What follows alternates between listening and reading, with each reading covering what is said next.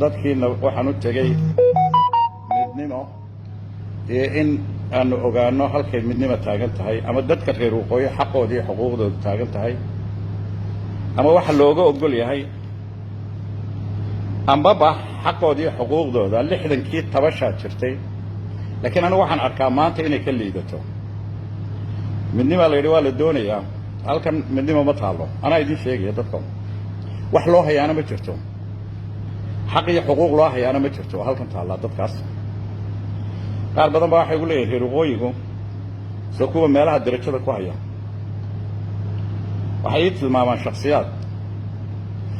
waxay tilmaamaan ninka la yidhaahdo mahdi guuleed saxiixba ma leh qofna ma qori karo shaqo saxiix ma leh xafiisna ma leh gaar ah oo fadhiisto waa xafiis ra'iisul wasaare ka shaqeeya shaqaale ka yahay oo kuwa ay yidhaahdaan waqooyi bay matalaan saxiix ma leh iyo warqad uu wax ku saxiixa ma leh cabdi xaashi maalinta madaxweyne la dooranaya ayuunbaa shaqadiisu tahay shaqo kale iyo hoom hore kale toona ma leh constitutionkana uguma jirto maalinta madaxweynaha la doorto wax ka dambeeya oo ay qabtaan ma jirto constitutionka ugu jirto waa dadka leeyahay waqooyi bay matalaan shaqadoodu waa intaas cabdi xaashi maalinta guriga ayuu soo galaa maalinta madaxweynaha la doorto shaqo kale oo dalka sharciga ugu jirta iyo hoom horega ma jirto maxkamadda sare ayay igu idhaahdaan ayay waqooyi haystaan maxkamadda sare wasiir ku-xigeen bay la darajo tahay lama dhisin constitutionkii kumeel gaarka ahaa xaq iyo xuquuq iyo kuma le ninka kolba markaa meesha haysta ayaa bedeli karaa eryi kara keeni kara awood ay leedahay ma jirto daaradaha dadka isku haysta iyo inay ugu garnaqdo mooyaane maxkamaddii sare ee haddii dowladda iyo isqabsadaan baarlamaanku kala qaban lahayd maxkamaddii sare ee hay-aduhu hadday isqabsadaan kala qaban lahayd maxkamaddii sare ee u garniqi lahayd ee cidda garta sharciga ku girta qaban lahayd ma taalla constitutionka hadda idinma lihi xukuumaddan farmaajoha mas-uulka ah idinma odhanayo laakiin anigu waxaan leeyahay systemka yaalla halkan maanta ma jirto nin kastaana waxa uu dhisi laayahay guddidii maxkamadda ee madaxa bannaanayd waan isla garanaynaa marka ninka maanta igu odhanaya reer waqooyi waxbay ku haystaan koonfuro oo midnimadii waa waajib because of xaqoodii bay ku heleen oo been baa sheegtay anaana le been buu sheegay ninkaas caawa waxaan leeyahay waan ka soo muuqan meediyada iyo tviyada waxaan ogahayna wax badan baan ogahay balse nin weyne siduu xoog iyo waxba uma sheego dadka iga fadhiya inaan xukuumaddan maanta joogta wax ka sheego caawowna ha iga fadhiin laakiin cid odhan karta waxa uu qabtay ee wanaaga hadday xasan shiikh tahay hadday sheekh shariif tahay hadday xasan cali khayre tahay xasan cali khayre intuu joogay ayaa wax la qabtay halkan intii ka dambaysay qofka ii soo qora wixii la qabtay uu ii sheegay insha allah liis baa yaalla ciddii wax qabatay iyo ciddii aan waxba qaban dacaayad iyo hadal tiro waxba ma samayso waan is ognahay qoladeenna nabad iyo nolol indha sarcaad ayaynu ku jiraa wax badan ayaa indha sarcaada realitiga kaale daawada ogaada runta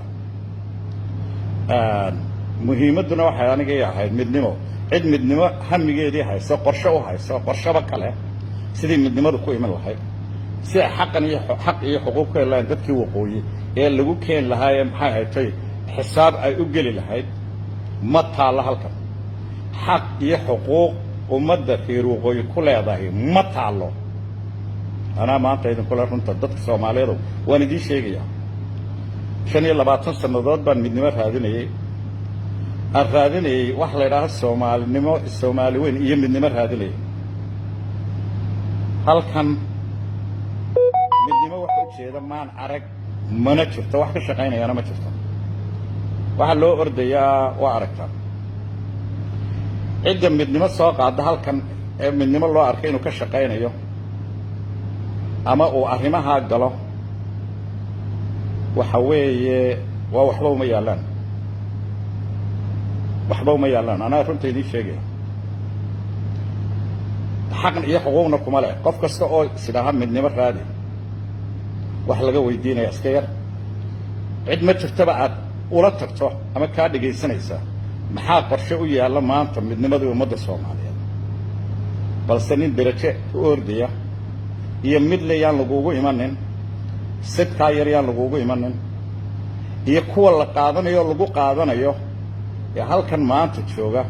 oo aan lagu qaadan nin kasta oo horta midnimo doonaya isagu meesha ma iman karo laakiin waxa lagu qaataa qofku halkan inaanu hawlo kala la imanin ee amarka raaco yaa igu diidi kara maanta 24 kaas yaa igu diidi kara oran kara waxa sheegaysaa waxba kama jiraan waan cadeyn doonaa markhaati bay leedahay wax markhaati la'aan aanu kama hadlayo waa wax markhaati leh laakiin nin soo shaqo tagay oo dantiisa loo arko inuu iska wadanayo oo arrimo kala gelaynin oo hawlo kala soo kordhinaynin baa taalla waxaa taalla ninna intaas yaanu kugu soo cedheeriyan laakiin wuxuunbaa dadka soomaaliyeed oo idinla wadaagaya inaanay xamladii halkan oolin midnimo lagu doonayay inaan xaq iyo xuquuqdii midnimo ama ummadda soomaaliyeed halkan oolin waynu ilaahay ka rajaynayaa in la gaadho ayaynu ilaahay ka baryaynaa laakiin maanta ma taalo cid ujeedaana maanta ma jirto cid ku hawlanina ma jirto cid laga dhegaysanayana ma jirto marka waxaan idinla wadaagayay intaas laakiin marnaba kama ogolaan karo anugu qofna kama yeeli karo hebel wanaagka ka sheegin haddaad xumaantiisa sheegtay wanaaggiisa sheegin waan arkayaa dad fara badan oo ila soo hadlay maanta maxaa jira xasano maxaa dhacay waxa weeye xasan sheekh waxa wanaaggu qabtay baan sheegaynaa haddaa u haysataan xasan sheekhuun inuu xumeeyey ama uu musuq maasuq ahaa waydin iska ogaan doontaan cidda musuq maasuq ka musuq maasuq badan waydin ogaan doontaan waa ogaan doontaan cidda ka musuq maasuq badan waxaan arkayaa dadka reer waqooyi oo aan leeyahay oo maanta u caddaynaya ilaa cabdiraxmaan tuur 1994-5 wixii siyaasi reer waqooyi lahaa midnimay halkan u joogeen intoodii ugu badnayd nin waliba isagoo wareeray ayuu ka dhaqaaqayay oo aan resolve ka haynin laba qodob xitaa oo sidee midnimo ku imanaysaa wax isweydiinaya markuu nin waliba waayay buu ka dhaqaaqay 24 sannadood baan midnimo raadinayna balse runta iyo realitiga inaan soo ogaado aan xamar weyn runtii iyo realitigina waan ogaaday xamar wax yaala dadka reer waqooyina waxaa leeyahay liinta xoor kale iska bedela maamul wanaagsan doorta waxaana leeyahay halkan maanta xaaladda ka jirta xaq iyo xuquuqtoona looma hayo qorshe looma hayo arrin looma hayo arrin uma yaalo midnimada soomaaliyeed sidii loo soo celin lahaa ninka ii soo sheegay cidda arrin u haysa hal qodobna allaha ka yeelay maalin ka hadashay koonfur ama xukuumad ha noqoto ama shicib ha noqoto keliya nin ayaa laga hadlay oo cidi ka hadashay oo cid inta laysu geeyo laysugu yeedho la yidhi sidee midnimada ku soo noqonaysaa laga hadlay ii soo qor ee soomaaliyeed halkaa igu soo qor maalin keliya ayaa laga hadlay ama baarlamaan ka hadlay sidee midnimadii ku imanaysaa iyo maxaa midnimadii ka haysta ama xukuumad ha noqoto ama hay-ad ha noqoto cid ka hadashay maanta oo koonfur joogta ii soo qor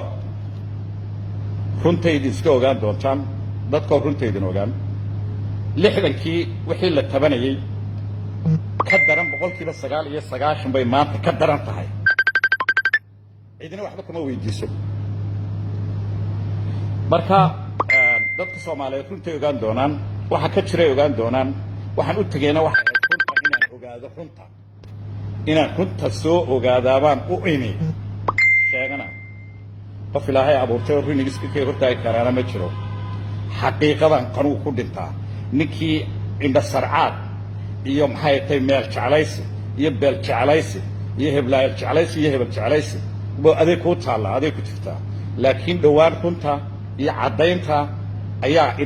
indhihiina ku arki doontaan ku daawan doontaan xasan sheekh waa musuq maasuq qabsanay yaa samaynin waan idin salaamayo ummadda Soomaaliyeed waa inoo insha Allah dhawaan iyo wixii jira oo aynu fooda iska saaro dalkan iyo dadka Soomaaliyeedna meesha u socotaan uma garanayo mana garan karo mana ihi aanu nin runta ka baybara cidna uga baleexdamay xasan sheekh wanaagiisa anaa sheegaya maanta ogaaday kaygu odhanay maad ogaani warkii xasan sheekh nin been sheega maaha axdi buu leeyahay axdigu kula galo kama bixi kayo weligii ilaahay hadduu abuurtay وانين عدة أي وضع السودان أحد اللقلة أحد كان كذب إياه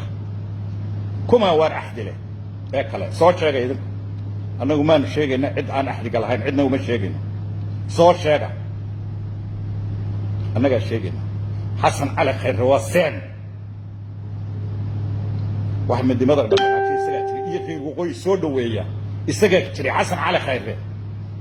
وحلقتها واحد ولا تكتو فنينيا يسجل تري لو صار شيء قفك كلوان ما نورك نوك ما نورك الكلام نكي ديديو نكي واحد كلا كنا عيادي كشفتها وانا شيء انه وانا جايلين حسن شيخ شريف يا حسن على خير انا شيء انا عديتي هيا يدو قرب بيسن يا عده حم يا كحم يا كونا قبتي يا كحمان قبتي يا عده عند السرعات سمينا سوا انا قاعد شيء ان شاء الله دي هاي كده نينا uga gabana nina uga joojinay waxa la leeyahay wax yar oo paastan halka ma taalo wax looga ogoliyo iyo wax loo hadal haya ma jirto ma taalo marka waan salaamay umada Soomaaliyeed aad baan idin salaamaya insha Allah waa inoo iyo run iyo cadeyn insha Allah hadii la ka dhigo hii khiyaali iyo inda sarcaad doonayeen oo iska hayso waa inoo mar kale insha Allah hadii la ka dhigo nabad iyo nololayna ninkii nabad iyo nolol ugu jiray wax kaloona aday ku taala ninkii midnimo iyo wadaninimo ugu jiray na waxa weeyaan wax badan baad arki doontaa insha Allah hadii ilaahay ka dhigo waa soo gaabinaya xasan isweydiinayna maxaa nabad laga qabtay afkooyo ma gaari karo 25 kilomitir maxaa midnimo laga qabtay maxaa laga qabtay constitutionkii qabiyada maxaa laga qabtay waa la isweydiinayaa dee كون السلام يا بني السلام يا بني السلام